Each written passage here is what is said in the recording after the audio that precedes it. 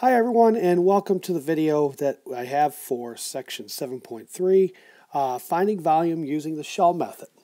The objectives for this video are 1, find the volume of a solid of revolution using the shell method, and number 2, compare the uses of the disk method and the shell method. Right now let's take a couple minutes and talk about what the shell method is.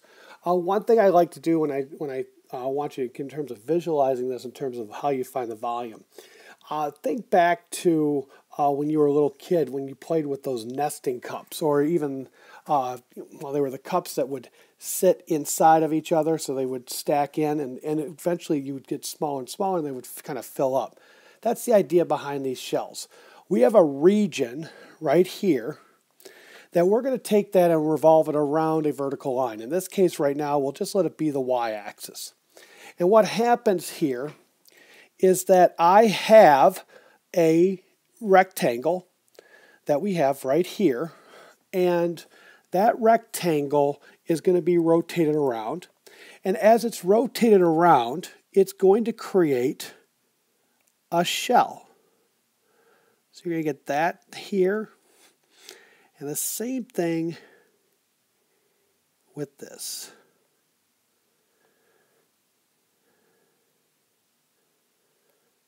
And we're going to see this too. And so that's what we have for this cylindrical shell. We've created a shell here. And in essence, this kind of fills in back here and here. And by going through in each one of these rectangles, we add more and more rectangles. We're going to create more and more shells. And we find out the volume of each one of those shells. And it is going to be that we add up all the volumes of those shells, and that will be the approximation that we have for those for the volume of the solid formed by rotating that region around the y-axis. The question we now have is, how do we go and find the volume of one of these shells? Well, really what happens on this one is you have to imagine what's going to happen if I take that shell. If I take that shell and I was just to cut it so I could flatten it out. And if I flatten that shell out, what I'm going to get is a rectangle. And that rectangle has, it's going to be a rectangular prism actually, because there'll be some depth. Now the depth that we have, which would be delta x, or dx in this case, is going to come into play in terms of the volume. But really the big thing that we have is what is this length here and what is this length right here. Well, what we have in terms of the height of this rectangle, that's just really the height that we have along the curve, and that's really just going to end up being a function value. So in this case, my height just comes out to be whatever my function is, my boundary curve is. Let's just call that f of x. Now the base. The base here, you have to recognize from there that that base formed a circle. And so because of that, the area that we have, or the length of that base, is going to be equal to the circumference of that circle. And so the circumference of the circle comes out to be 2 pi times the radius. So this is just going to be 2 pi times that radius. And so what happens on this thing, well, each one of these cylinders comes out to be the area of this. The volume of that cylinder is going to be 2 pi times the radius times f of x times that delta x, or the height that we have in that rectangle. Remember, that height is just really this distance right there.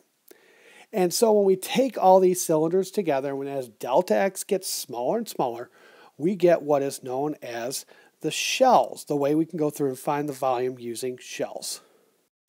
And what that comes out to be is 2 pi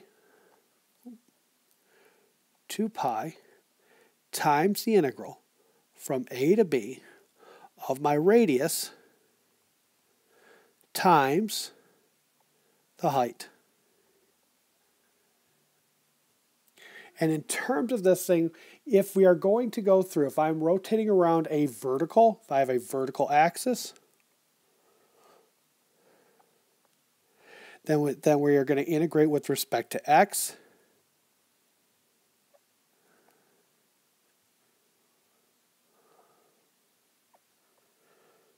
To x.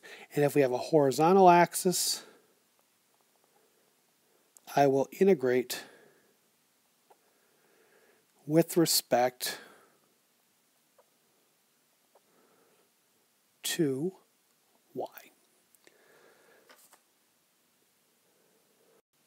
Now we'll talk more about integrating with respect to y in class next time, but for the most part we're going to be talking right now about working with this in terms of the x, because for the functions that we have. So when we look at this, that radius here, that radius is going to be, if we're it's always going to be the distance between the from the axis of rotation to the shell. Is going to be that radius. The height obviously is going to be the function value.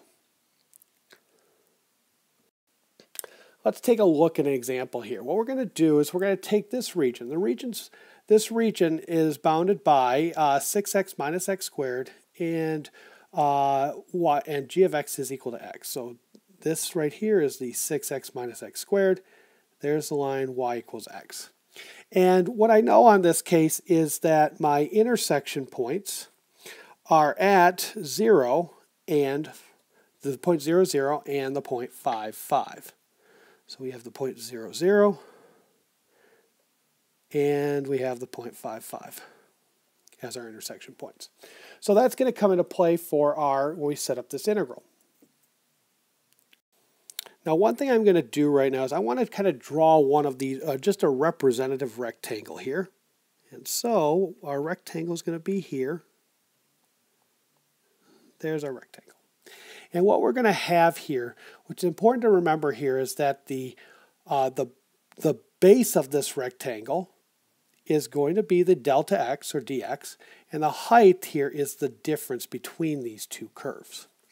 So in terms of here, my axis of rotation, the first one I want to do is set up a definite integral that will calculate the volume if I take this region and rotate around the line x equals 0, which is the y-axis.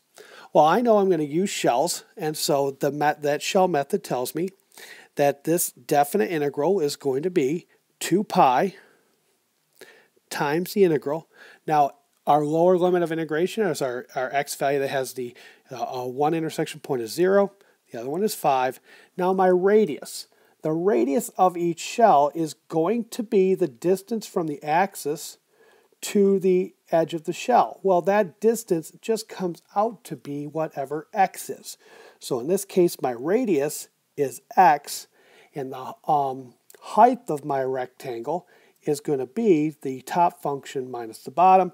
So in this case, it's going to be 6x minus x squared minus x.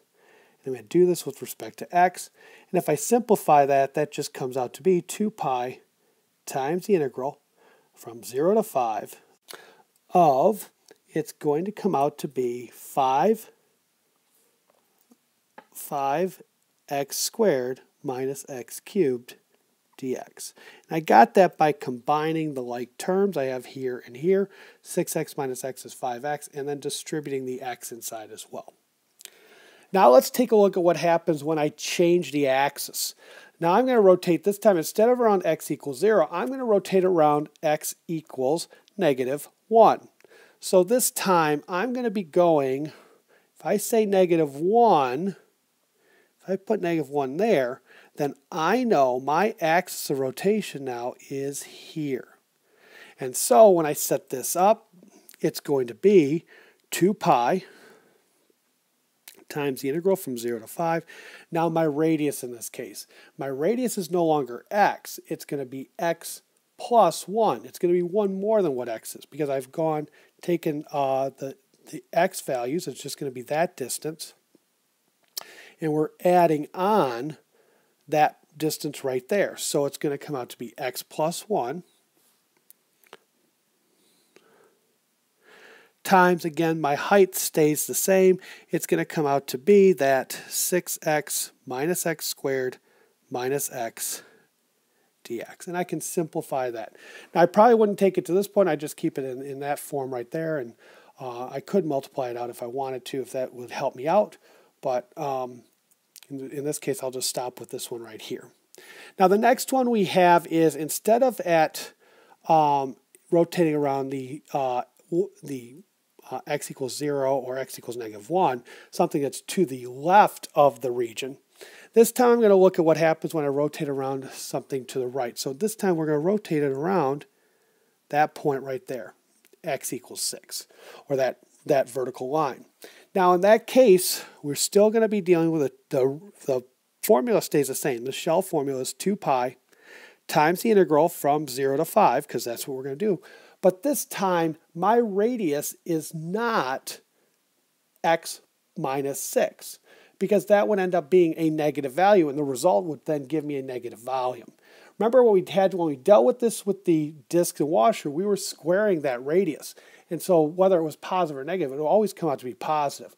When you're working with the shell method, you have to be aware of if you're dealing with if your radius is going to be positive or not. The radius should always be positive. So in this case, my radius instead is going to be 6 minus x, because I'm going to be coming, the radius that I have is going to go, so if I come from here, it's going to be this length right there. Oop, I wanted this. It's going to be that length right there, which is going to be 6 minus whatever x is. So if I said if x was at 2, that would end up being the radius would be 4, so 6 minus 2. So it's 6 minus x times the 6x minus x squared minus x, and again with respect to x. So that would give me the volume if I took this region and this region here and rotated it around the line x equals 6. Now, why do we look at shells and discs and washers? Why not just stick with discs and washers? The reason is because in certain situations, it's going to be beneficial for you to go through and be able to use shells versus discs and washers. And really it comes down to two things: understanding what type of axis you're dealing with and what type of slicing you want to do. Remember, we talked about the slicing when we were finding the area between the two curves, that we would want to look at vertical versus horizontal slicing. Same thing is true here. Some situations we're going to want to do vertical slicing. Other times we would want to do horizontal slicing. So what you have in this case is that when the slicing is the same as the axis, in other words, when you want to do vertical slicing, you're going around a vertical axis, that's when you're going to want to do shells. So in this case,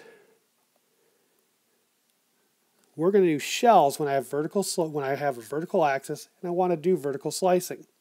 And remember, in that case, we're going to integrate. This is going to be with respect to x when we do that. The same thing is going to be true when I have horizontal slicing and a horizontal axis. I am also going to want to do shells. That should be an H right there. And this is, again, now the one thing is, when I do shells with horizontal slicing and a horizontal axis, I'm going to integrate with respect to y. Now, when I have a vertical axis and I'm doing horizontal slicing, I'm going to use discs or washers.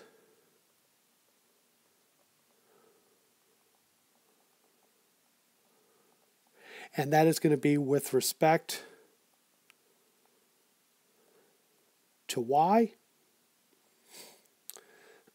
And if I'm doing vertical slicing and I have a horizontal axis, I am going to use discs, washers. And this is going to be with respect to x. That's what I'm going to integrate with respect to. So what you can see now is the fact that regardless if the axis is vertical or horizontal, I can set up a definite integral to find a volume integrating with respect to x or to y in each case. So anyway, that's what you have in terms of when I wanted to use these things. Now remember also I did say on the AP exam, shells is not specifically tested.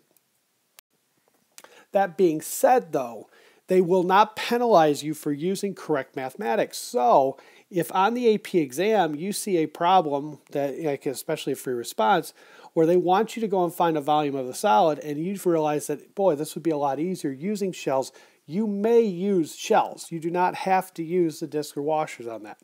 So kind of keep that in mind as you're working and as you're looking at these as you progress through this as well. So with that, I will stop this. And we will look more at, in class next time, we will look more at volumes with the cross-sectional faces, looking at the shapes of the cross-sections when we slice it. And we'll talk a little bit more about the shells, and then we will progress forward from there. So thank you, and have a good evening, and I'll see you in the next class.